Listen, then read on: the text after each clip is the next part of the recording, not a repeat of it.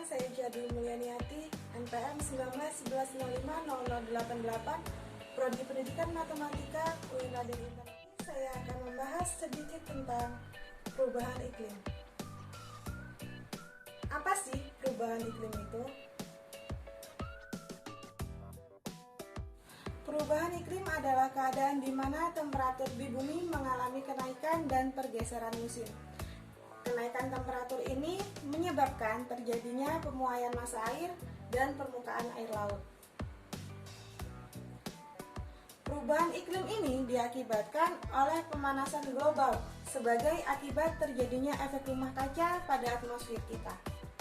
Efek rumah kaca diakibatkan adanya gas-gas rumah kaca yang memerangkap panas radiasi matahari yang dipantulkan kembali ke angkasa oleh permukaan bumi. Dan gas rumah kaca ini bersumber dari alam sendiri ataupun bersumber dari aktivitas manusia. Atmosfer bumi terbentuk dari berbagai macam gas, diantaranya yaitu oksigen, nitrogen, dan gas rumah kaca yang diibaratkan sebagai kaca transparan yang menyelimuti bumi. Selimut ini bertindak untuk menjaga agar sejumlah panas yang terperangkap tetap ideal bagi keberlangsungan hidup ekosistem bumi. Akan tetapi, pembakaran bahan bakar fosil yang melonjak menyebabkan konsentrasi gas rumah kaca terus meningkat. Hal tersebut menyebabkan jumlah panas yang terperangkap di atmosfer semakin banyak, sehingga mengakibatkan peningkatan suhu bumi. Pada dasarnya, gas rumah kaca ini sangat dibutuhkan oleh bumi agar ekosistem atmosfernya tetap stabil. Tapi, jika gas-gas tersebut tidak ada, seluruh panas bumi akan terlepas kembali ke angkasa yang mengakibatkan bumi membeku. Selain itu, pertambahan populasi penduduk dan pesatnya perkembangan teknologi dan industri juga menjadi penyebab dari bertambahnya gas rumah kaca. Beberapa aktivitas manusia yang dapat menyebabkan terjadinya efek rumah kaca diantaranya yang pertama dalam bidang kehutanan, yaitu penebangan liar atau juga kebakaran hutan yang disengaja ataupun yang tidak disengaja. Padahal, hutan menyerap karbon dioksida dan menghasilkan oksigen. Dengan kemampuan tersebut dapat mengurangi kadar gas rumah kaca yang ada di udara. Lalu, yang kedua adalah pemanfaatan energi bahan bakar fosil, yaitu seperti minyak bumi, batu bara, dan juga gas alam. Yang ketiga, di pertanian dan peternakan. Sektor pertanian berperan banyak terhadap meningkatnya emisi gas rumah kaca, yaitu berupa gas metana yang dihasilkan dari sawah yang tergenang.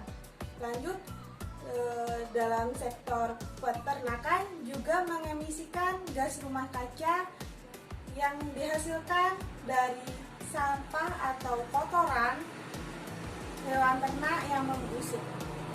Yang keempat yaitu sampah. Sampah juga mengemisikan gas rumah kaca berupa gas metana walaupun dalam jumlah yang sangat kecil.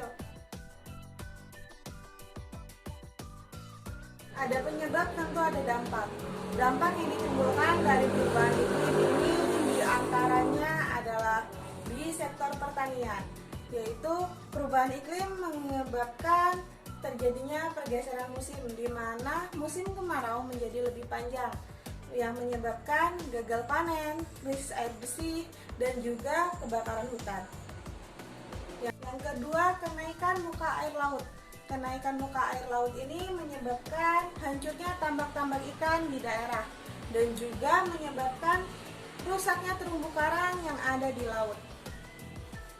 Yang ketiga yaitu ekosistem. Nah, perubahan iklim ini mengakibatkan meningkatnya keasaman air laut karena bertambahnya karbon dioksida di atmosfer dan membawa dampak negatif bagi organisme-organisme laut. Yang selanjutnya yaitu kesehatan. Frekuensi timbulnya penyakit seperti malaria dan demam berdarah akan meningkat karena terjadinya perubahan iklim, yaitu lingkungan. Alam akan lebih rapuh terhadap perubahan iklim.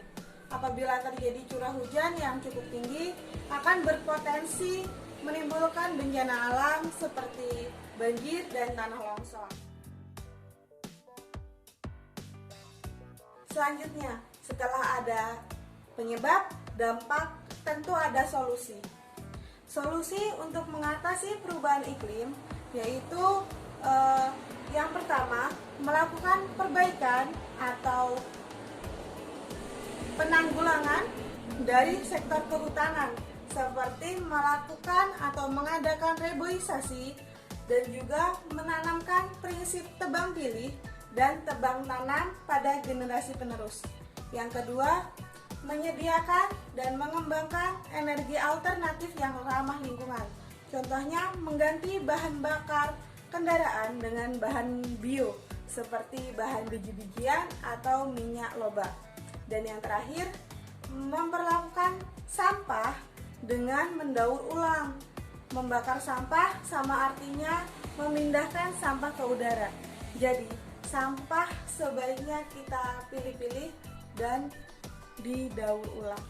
Cara mendaur ulang sampah sering kita sebut dengan sebutan 3R, di mana 3R itu adalah reuse, recycle, dan reduce.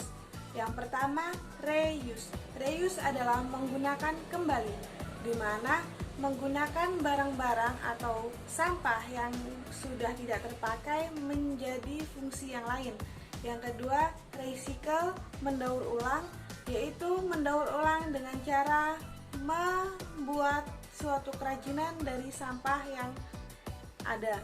Dan yang terakhir, reduce, di mana reduce itu adalah mengurangi penggunaannya, seperti mengurangi penggunaan plastik dengan menggunakan kantong ramah lingkungan. Materi mengenai perubahan iklim saya akhiri.